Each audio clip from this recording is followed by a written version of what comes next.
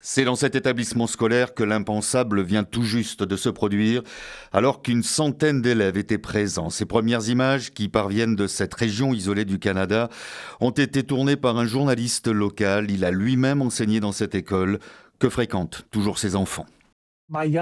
Mon plus jeune enfant vient tout juste de sortir du lycée. Et donc c'est passé à ça.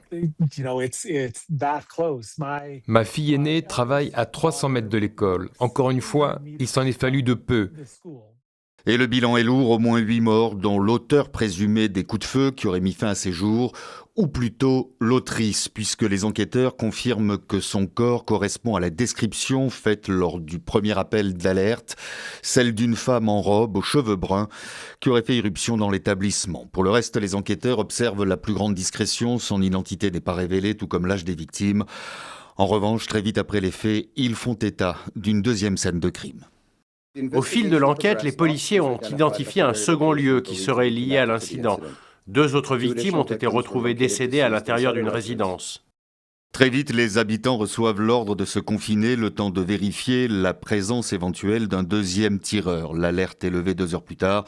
La petite communauté de 2400 résidents reçoit des messages de soutien du pays tout entier après ce drame que les autorités qualifient de l'une des pires tueries de masse de l'histoire du Canada.